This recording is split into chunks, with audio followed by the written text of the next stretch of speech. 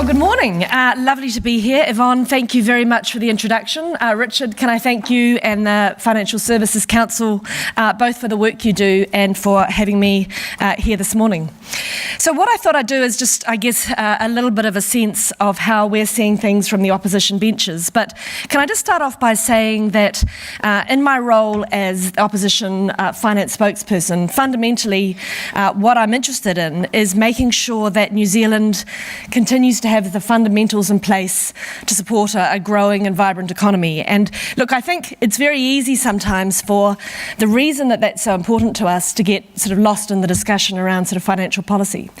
And fundamentally, I think it is worth restating that the reason a strong and growing economy is something we value so deeply is because without that, you don't have all of the other well-being and lifestyle and standard of living things that we all care so much about.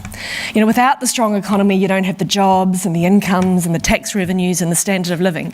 And I think sometimes that, can get lost in the weeds of discussion about fiscal policy and economic strength.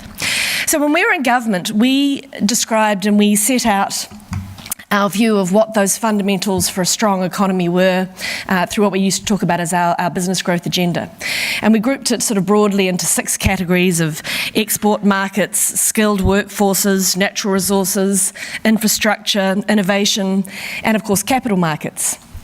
And that's where I think your sector plays such a critical role. And I did want to just start by reflecting on the importance of the sector that you're in. I think there's a lot of reasonably negative and concerning commentary around at the moment, and we'll get back to discuss some of that in a moment. But I just want to take a moment to reflect on the fact that this is a sector that employs some 57,000 people across New Zealand. There's about $170 billion of funds under management. And even more than that, and then the size of the sector itself, the work that is done within it, and I know I'm not telling you anything you don't know, but the work that is done within it in terms of helping create and distribute those capital flows in New Zealand is fundamental to the lifeblood of business. In the same way that we need a continual energy supply, obviously, to power our economy, we need good supplies of local capital. And when we talk, as we often do, about productive investment and the like, fundamentally that ability to help New Zealanders save, invest, feed money back into the economy is right at the heart of that. And if New Zealanders don't have good advice and talented experts who can help them do that, then not only do they suffer as individuals, but of course the economy is the worse for it.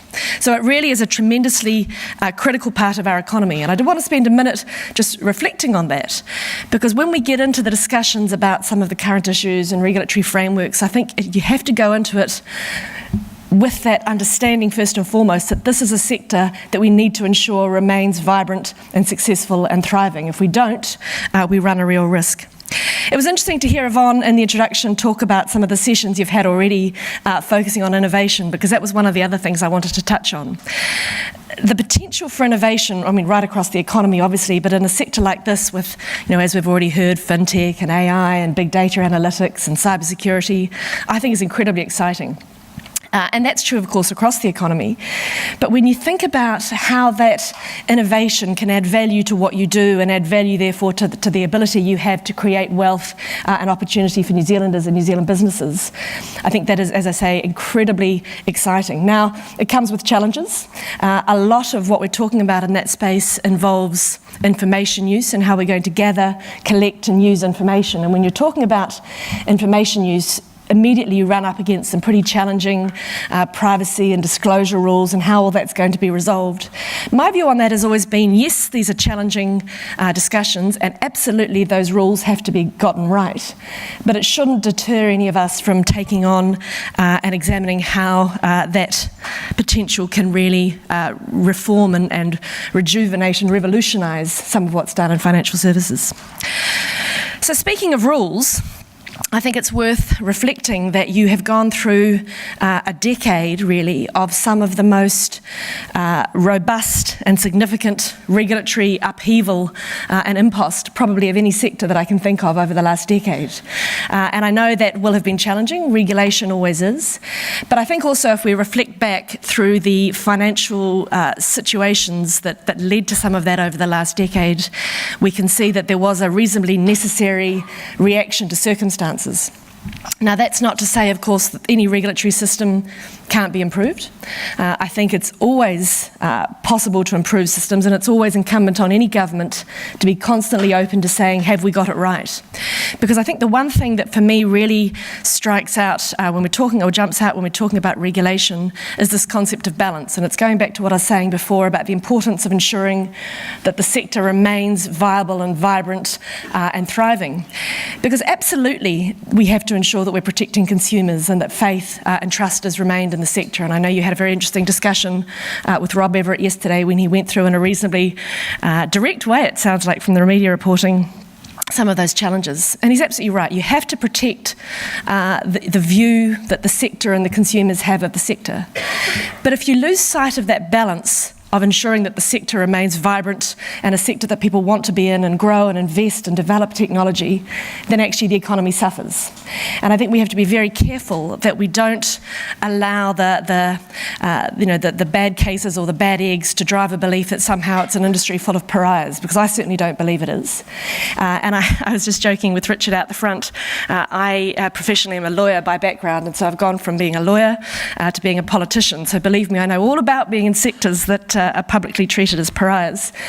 And the reality is that in any sector, there will always be a few people who look to push the boundaries and who look to exploit weakness and who look to take advantage. And actually, it's the vast majority of people in those sectors who suffer from that. And my experience has always been that in those sectors, the vast majority want to ensure that those few bad apples are absolutely properly dealt with, because none of us do well if that isn't the case.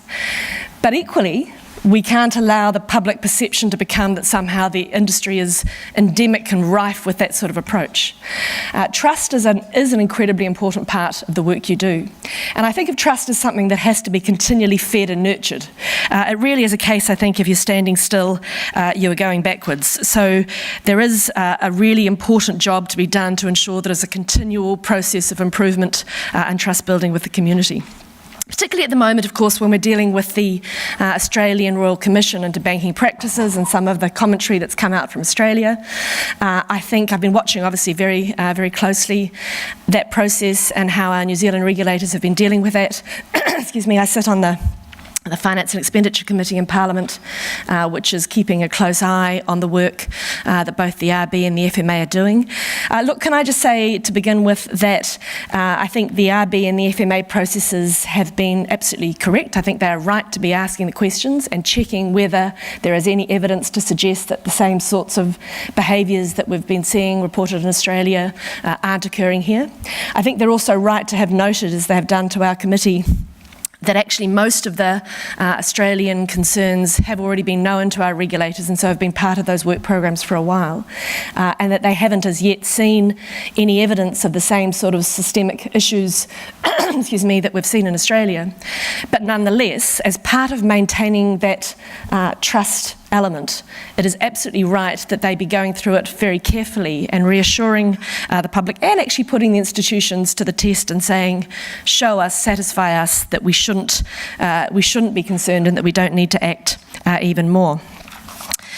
So I think, particularly at the moment, trust and stability and that balance of regulation between consumer protection and industry protection is probably even more critical, because when we think about the economic phase that we're in, I think it is all the more important that we are head checking that all of our institutions are as robust as they can be, and that's as true for government and government finances as it is for our financial institutions across our economy.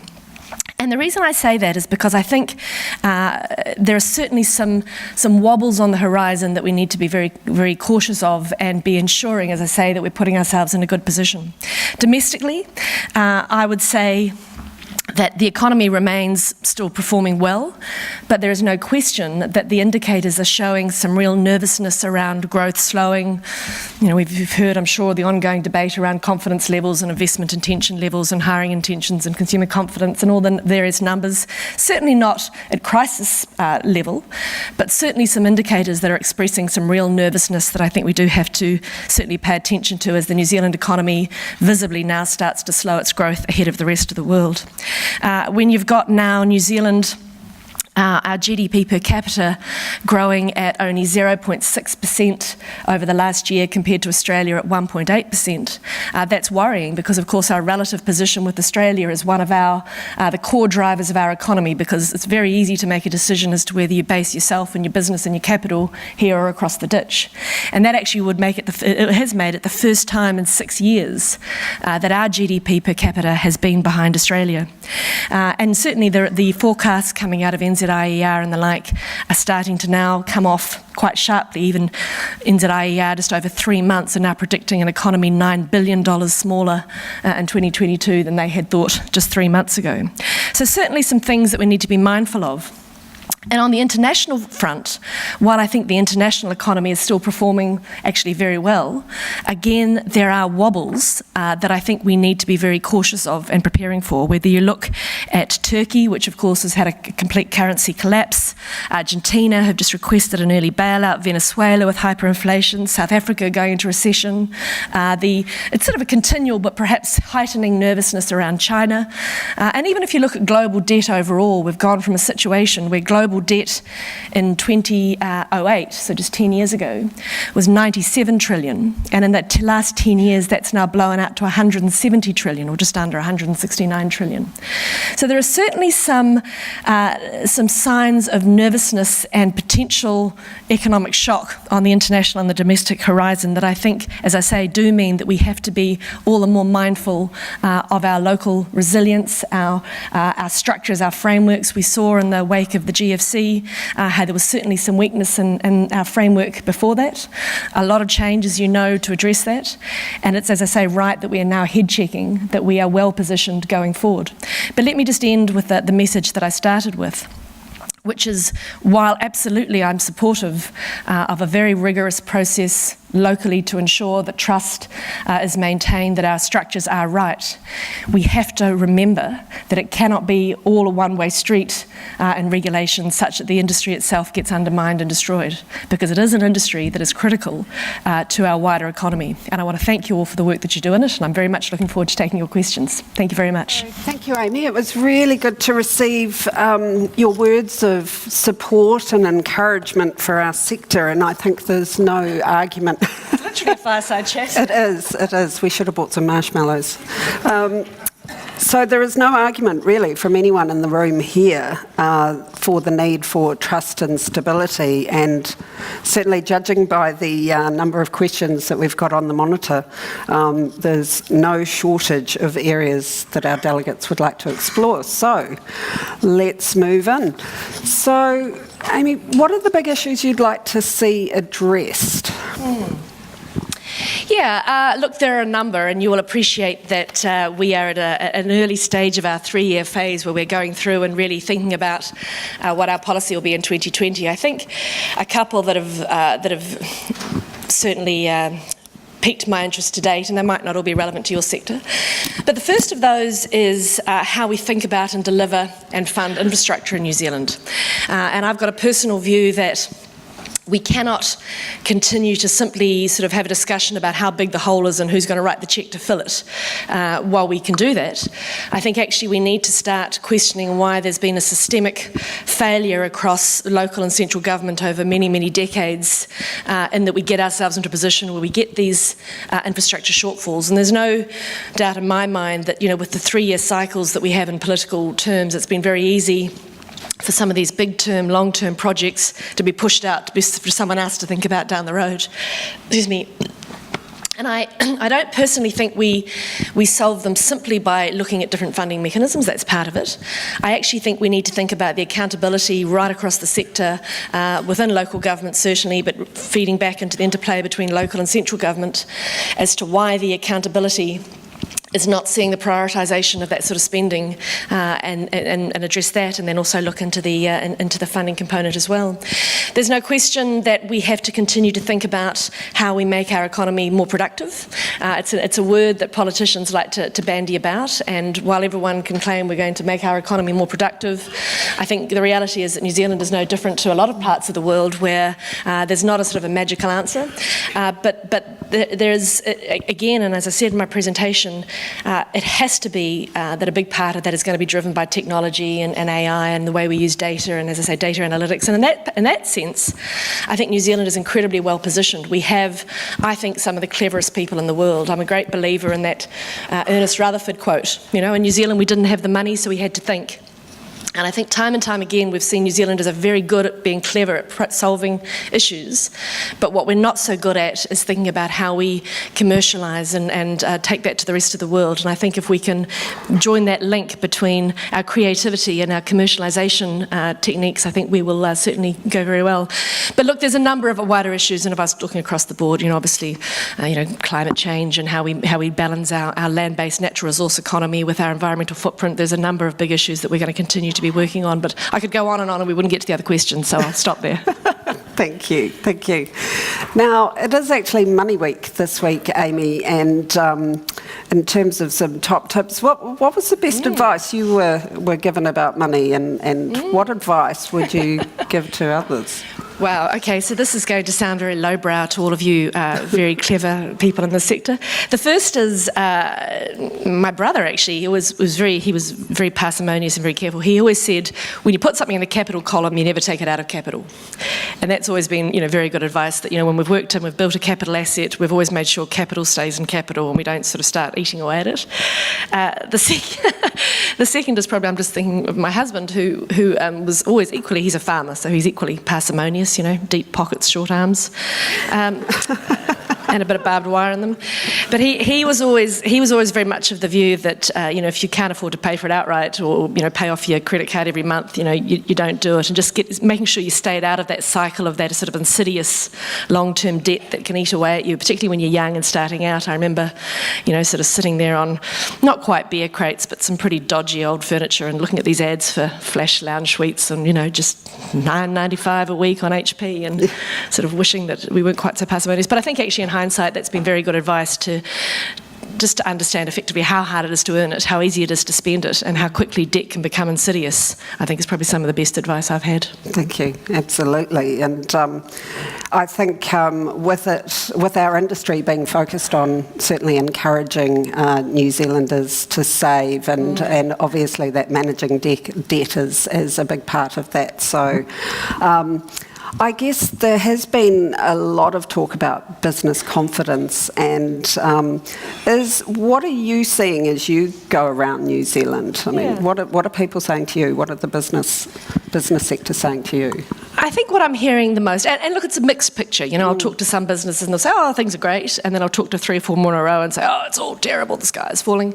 I think that probably the most consistent message I'm hearing is one of a concern about the lack of certainty, of just not knowing really what's coming next. And I think this is as much around some of the policy initiatives that have been announced in employment law and in overseas investment, as it is sometimes about the processes and the working groups. I mean, when you have decisions coming out like we saw with the oil and gas decision that really came from nowhere, and in fact I was just meeting with some of that sector yesterday who were just saying, look, we've sort of seen $150 million investment into this in New Zealand in the last sort of 7 or 8 years, and that was all on the platform of thinking we understood what the framework is, and now suddenly the rug's been pulled out without any consultation.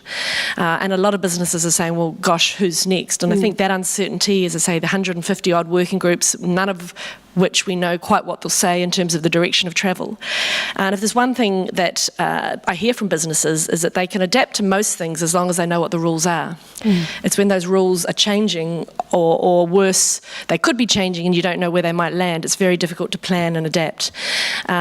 Alongside that, again, going back to the infrastructure space, there's no question that there's been a real disruption in that long-term pipeline of large-scale projects, and you're seeing quite a dispersal of the workforce, and it's very hard to sort of turn that back on again. And a lot of people are saying once this project finishes, there's nothing really in the forward workbook and we don't know what comes next, and maintaining staff and keeping going through that obviously is very challenging.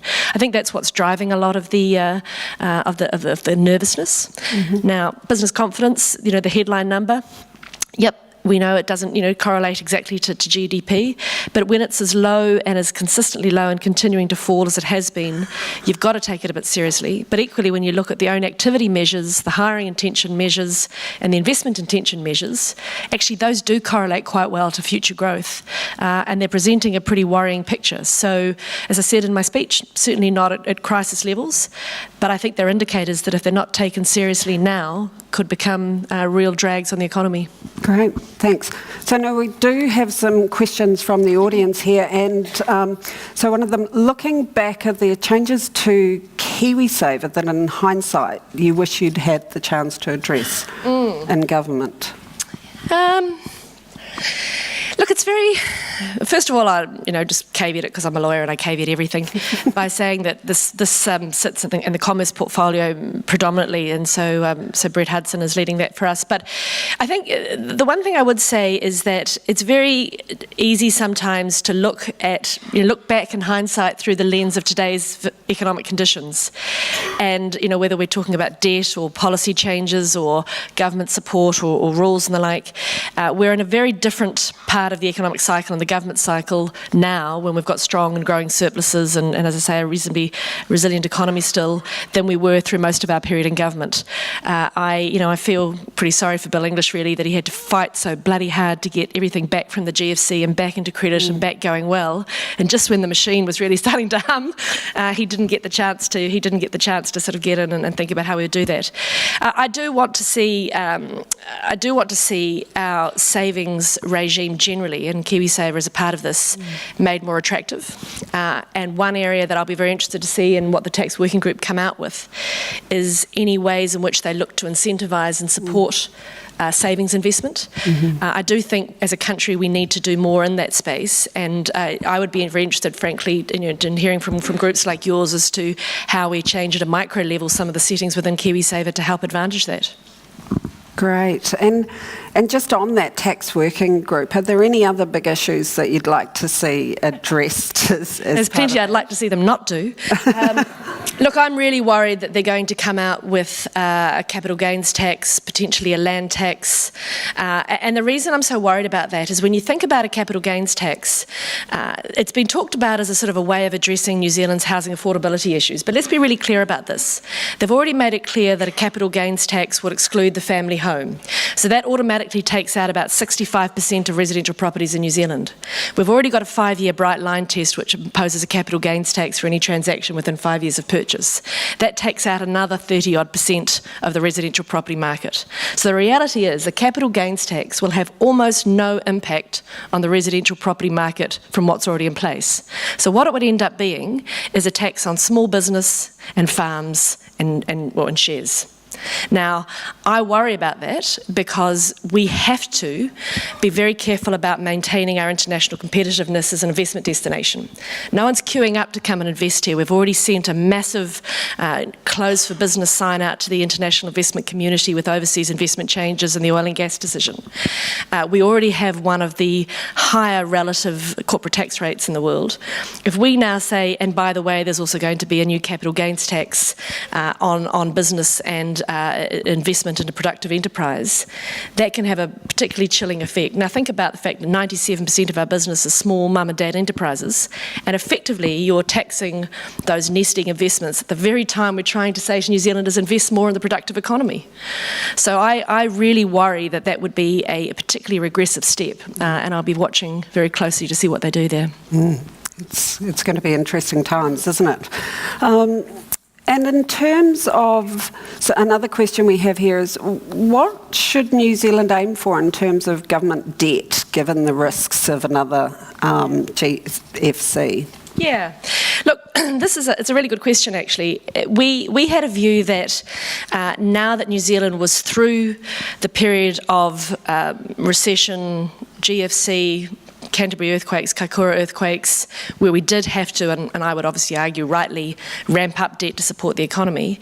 This is the period of time when we actually need to be getting it right back down as low as we can, because when the inevitable next economic shock comes, and these things are like buses, they do keep coming, we just don't know when, you have to ensure you're in a good position to handle it. Now, no one is arguing that at 20% of core crown debt to GDP that we're over indebted. No one's saying that that's somehow a problem. The rating agencies will say so, and you can look at almost any country in the world you like and see that that's not too bad.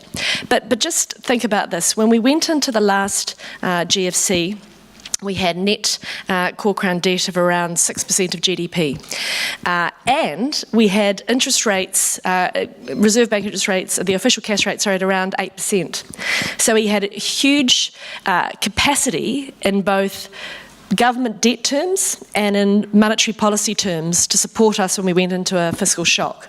Right now, we've got an OCR at 1.75%, and actually the banks are indicating potentially more likely to go down next time than up, although I know you've got Adrian Orr on next, so perhaps he'll give you a clue, although I suspect he won't. But there's not a lot of gas in the tank to react from a monetary policy level to support the economy if a shock comes. So if we're not mindful of that debt creeping up or not coming back as fast as it should, we're getting rid of one of our last remaining real levers to adjust to a financial crisis. Now, my view is New Zealand can't just be as good as the rest of the world. We've got to be better, stronger, faster, because we're a very small little trading nation at the bottom of the world that no one is queuing up to want to invest in. We've got to be agile and nimble and really strong in our own perspective. It's that old, when the sun is shining, you put hay in the barn so that when the rainy day comes, you've got something to fall back on. Economically, the sun is still shining, but as I said, there is no doubt that there are some clouds brewing. So my concern is with the government continuing to ramp up debt now, it's not so much the core level, but what is that saying about, if you're ramping up debt in the good times, when are you ever going to start pulling it back? And where does that leave us when that next economic shock comes? Thank you. Well, we have seen, I guess we've had a generation of Kiwi savers that have had some great, returns. We're facing into potentially, we may see some downward pressure on that. So your point about better, stronger, faster, I think we all here in our sector are aiming to be better and stronger, and the time is fast getting away on us, and I know there are a number of questions, but I think I'd like to welcome Nigel to the stage, Nigel Jackson, FSC Councillor and Head of Investments and Insurance, to say a few words of thanks. Thank you, Amy. You're very welcome, my pleasure. Thank you. Amy, on behalf of Workplace Savings and the Financial Services Council, thank you for coming to talk to us this morning. Look, from an industry standpoint, I found it great to hear you acknowledge the critical role the financial services industry plays in the New Zealand economy, as well as acknowledging the progress that's been made in the past decade, noting obviously the current focus on trust and regulatory issues, particularly coming out of Australia, but also here in New Zealand. It is critically important, I think, for industries such as ourselves to hear from both sides of the spectrum, and you've certainly given us a lot to think about this morning, so thank you again for that. And delegates, please show your appreciation in the usual way. Thank you.